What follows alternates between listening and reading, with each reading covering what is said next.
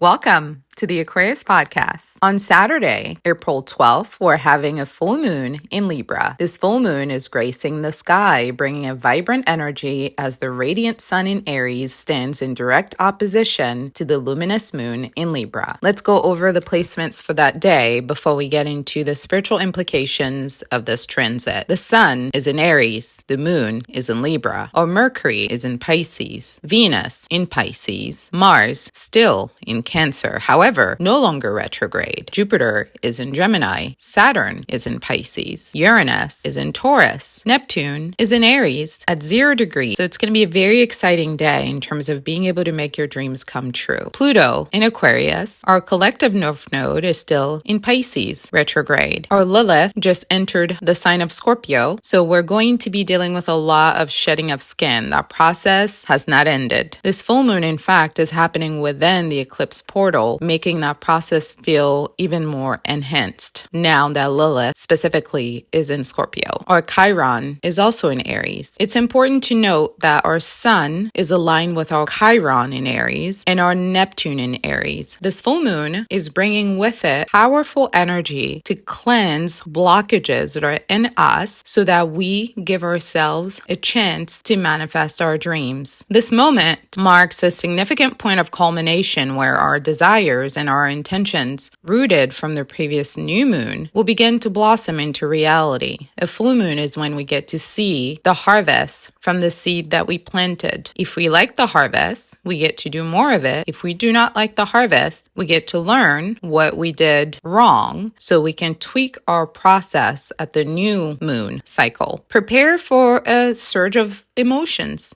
Emotions are generally heightened during a full moon, which can lead to passionate encounters as well as transformative insights. With this full moon happening in the sign of Libra, also known as a pink moon, there's going to be romantic possibilities that come to the table. Personal relationships are going to take center stage. We'll get an opportunity to unclog some of our relationships by recognizing some of the gunk that lives inside of them that keeps them from being peaceful and harmonious places for us. A full moon is a time to close out unhealthy patterns and cycles in our lives. And for this one specifically, because it's happening at the 23rd degree, which is a degree associated with zodiac sign Aquarius, representing friendship, our relationships overall are getting highlighted.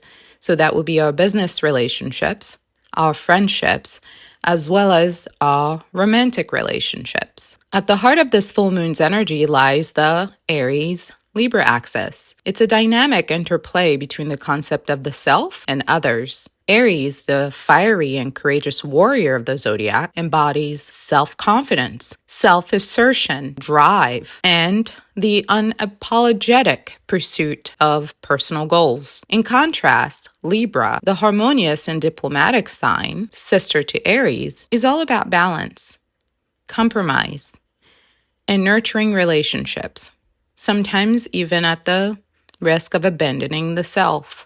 The celestial alignment serves as an invitation for us to delve into our inner workings, examine what stands between the pursuit of our individuality and the pursuit of collaborative relationships. With the moon illuminating Libra's qualities, we may find ourselves increasingly aware of our connections with ourselves and with others, and the delicate balance that's required to maintain our connections. This includes the nuances of negotiation, the grace of giving and receiving, the need for forgiveness and acceptance, and the fine-tuning of personal boundaries and respect. Meanwhile, the Aries sun ignites a fierce desire for truth, authenticity, pushing you to stand your ground and assert your needs bravely. This full moon shines a brilliant light on these two contrasting energies, prompting you to explore how they can work in harmony as opposed to seeing them as all or nothing. Aries and Libra are simply on two ends of an axis. They're constantly in a state of motion where we can swing from being overly cooperative to being overly self-righteous. During this time, you should expect emotional revelations to come to the surface, emotional insights, are going to come in as messengers to help you redefine your understanding of independence and collaboration, and what it means to be a good partner, what it means to be a good friend, and what it means to be a good colleague. The square with Mars with this transit is going to add an exhilarating and impulsive charge to this emotional landscape that we're all going to be navigating, igniting our passion and motivating us to take action based on these newfound realizations. Full moons are full of aha moments. Luckily, with Aries being so prominent during this transit, we will have the courage and the confidence needed to actually do something about the discomfort that we're feeling to help improve our relationships. This powerful phase of the moon occurs at precisely 23 degrees and 20 minutes of Libra, directly opposing the sun at the same degree in Aries. So those of you with personal planets or significant points between the 19th to the 27th degree in the cardinal signs Aries, Cancer, Libra, and Capricorn are going to feel this cosmic energy pulsating very vibrantly and loudly and intensely within your lives. This awareness and the restlessness that will follow will be the most evident in you for. It's okay. Embrace this moment. It is a once-in-a-lifetime opportunity for you to uncover deeper truths about your relationships and let this illuminating full moon guide you towards a richer, more fulfilling experience of connection with yourself and with others in your community. Emotional challenges often intensify during full moons. This upcoming Libra full moon is no exception. Many people may find themselves grappling with feelings of overwhelm, increased anxiety, increased sensitivity. This phenomenon occurs because full moons tend to eliminate repressed emotions, compelling us to confront them and address feelings that we might have buried deep within for a very long time. You see, Aries is generally avoidant of their sensitivity, and Libra is avoidant of conflict. This unique energy of Libra, signifying balance and harmony, is introducing an added layer of complexity to this mix. This energy is going to encourage us to evaluate the equilibrium between our individual needs and the needs of the people in our lives. When this balance between us and others is disrupted, it can lead to tension, conflict within relationships, which naturally means emotional upheaval. This unique pink full moon holds significant power as it casts a spotlight on the social dynamics of our lives. This illumination makes us acutely aware of our interactions with others and how these relationships impact our emotional well-being. As the moon reaches its peak brightness, the tension between our desires for independence and our need for connection can escalate dramatically, leading to emotional conflict, flare-ups, fluctuations that may actually take us by surprise. As you know, Mars is a ruler of Aries, so this full moon is going to be loaded with action-oriented energy. The scales of justice serve as a potent symbol for the zodiac sign Libra, representing the principles of fairness, balance, and harmony. During the full moon, we're encouraged to reflect deeply on our connections and to ensure that our interactions embody equity and justice. Confronting unresolved issues can be challenging for all of us, especially if we've chosen to suppress them, ignore them, or minimize them for some time. Libra also embodies themes of beauty, love, creativity, partnership, suggesting that these areas of our lives may come to the forefront. Having a friend and being a friend are not the same thing. Having a partner and being a partner are not the same thing. Having a colleague and being a good person to work with are not the same thing.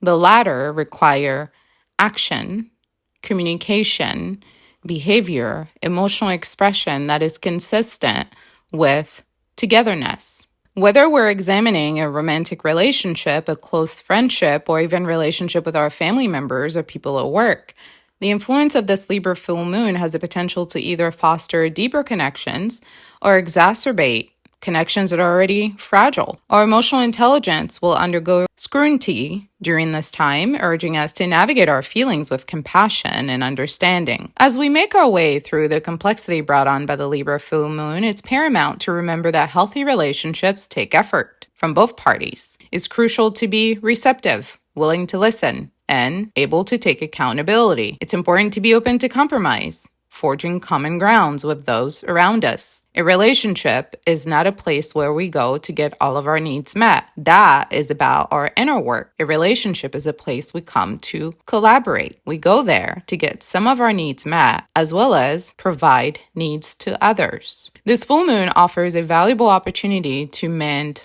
old wounds in our relationships, to practice forgiveness, to release old grudges that no longer serve us, and to commit ourselves to start over again. By doing so, we create room for more positive interactions and more positive relationships to blossom in our lives. Given the powerful astrological forces at play during this time, it is essential to maintain a grounded perspective and prioritize our emotional health. Engaging in self-care rituals and dedicating time to pursuits that bring us joy, creativity, and tranquility is vital for maintaining balance. One of the essential strategies for managing the emotional shifts accompanying the Libra full moon is to cultivate an awareness of our feelings and the feelings of others. And of course, that starts with ourselves. If we do not understand our feelings and have zero levels of curiosity about our feelings, we're going to have a harder time being able to understand others' feelings and navigate them together. By practicing mindfulness and self-compassion, we can establish a safe and supportive atmosphere for ourselves and for those that are in relationship with us. This full moon acts as a cosmic call, urging us to examine the way we do relationships closely and make the necessary adjustments so that we can be better people in partnerships. It's really a moment ripe for personal growth, introspection, and spiritual development. As we navigate our emotional landscape and baggage, we can emerge from this period of reflection with a stronger, wiser, and more empathetic heart. Let's go over which areas of your life will be the most affected by this transit. If you are a Libra rising, it's going to be your personality. It's time to adjust your personality to make it appropriate for partnership. Libra, due to the dual nature of Libra energy, Libra can either be very selfish and controlling in partnership, or they can be very self-effacing and not take space at all and be into self-betrayal. It's about finding the balance between these two extremes. Virgo rising, it's going to be your valuables and resources. Are there people in your circle who don't add value? Are there people in your circle who do add value? How are you nurturing these connections to increase the values that you bring to others' lives and vice versa? For Leo rising, it's going to be your communication. How are you sharing information in a way to enhance community building, strengthen relationships, strengthen bonds in the way that allows you to develop yourself in partnership while also developing others? Information is to enhance the quality of our lives. How are you utilizing information to do so? Cancer rising, for you, this falls in the 4th house. It's about your relationship with your family, your roots, your mother, the women in your family. How are you nurturing yourself and nurturing them? How are you navigating your femininity? It's time to bring harmony back into your home life. Gemini rising, for you, this falls in the 5th house. It's time for you to find passions that bring you joy. You have a lot of excess energy as a Gemini rising. When that energy is left without a structure or a plan, it can get into mischief. The alternative is to be intentional about creating opportunities to foster joy, to foster and nurture this childlike energy that you have so that you're intentionally creating scenarios that bring joy not just to your heart, but also to others' lives. Taurus rising, for you, this falls in the 6th house. When it comes to relationships, Taurus rising, you get what you give. The 6th house is ruled by zodiac sign Virgo. This full moon is also going to be highlighting our need for healing. As I mentioned earlier, it's falling under the eclipse portal, so there's a lot of shedding of old skin still happening. When we are doing partnership for the sake of transactional interactions, it doesn't really build intimacy. To build intimacy, we have to generally care. So partnerships can't just be about what we're getting out of it, what they're getting out of it. It has to be because we are present in those relationships. We want to make a positive contribution. We understand that our connection is divinely ordained, and we want to seize this moment to represent ourselves and others in the best light possible. It's not just about being of service, it's also about being someone who loves deeply. So, this is a call for you to return back to sensitivity when it comes to how you do partnership. Aries rising, this falls for you in the 7th house. So, the areas affected are going to be your places of business as well as your marriage. If you've been too self-centered in your relationships at work and at home, you will have an opportunity to scale that back and to be more willing to let others lead, more willing to hear other people's ideas, more willing to support other people's ideas, and more willing to really be a team player. Being a team player sometimes requires removing your opinion off the table so other people's opinions can take precedent. This is something Aries rising generally struggles with as the leader of the zodiac and the warrior of the zodiac. Aries has this impulsive need to fight for everything that they see and feel and think. And while that's beautiful, to be in partnership, it's important that we know to choose our battles. And it's important to know what it means to give and to take. It can't just be about us, because if that's the case, then we cannot be in relationship. Relationships is about both parties.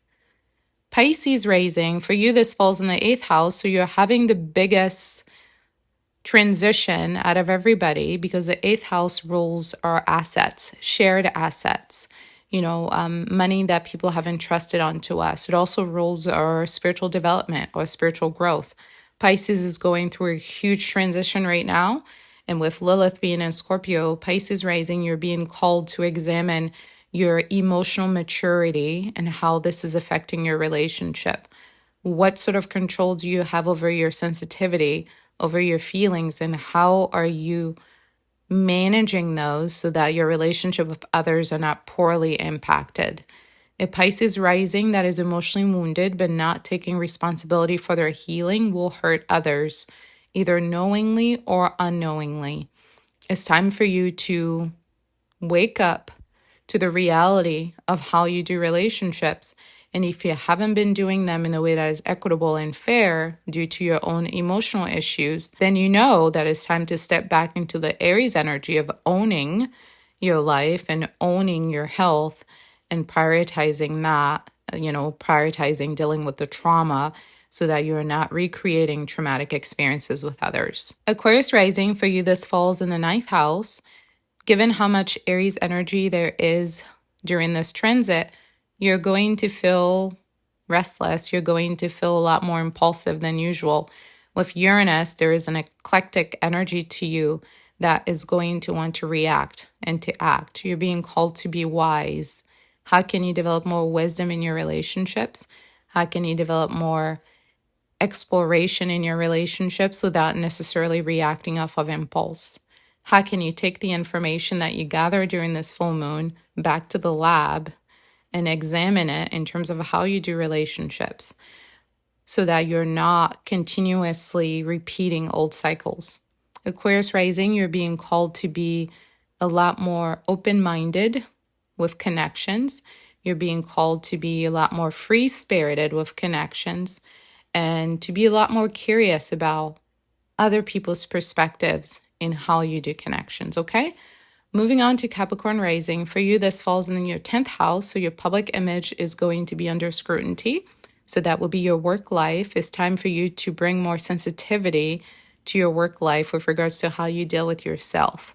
It's time for you to develop deeper self-compassion and less criticism, because the more time we spend criticizing ourselves and putting ourselves down and being harsh with ourselves, the easier it becomes for us to give that same energy to other people, because we become desensitized to the cruelty we give ourselves. And people that are cruel to themselves are cruel to others, because it's an energy that is supposed to feel uncomfortable. But when we swim in it constantly without any checks and balances, it becomes second nature, and we give that cruelty to others without batting an eye.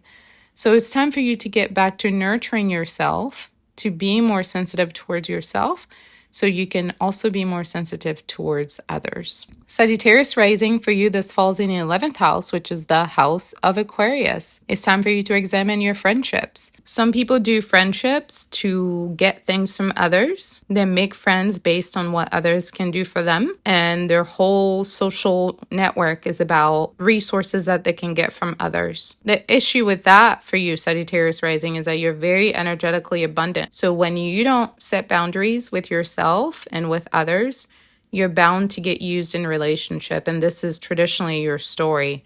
If you're ready to do something differently with regards to how you do friendships and connections and partnership, then you have to be committed to finding that balance between the self and the relationship with others. Relationships are about give and take. If you're finding yourself only giving or only taking, then you're not doing it right.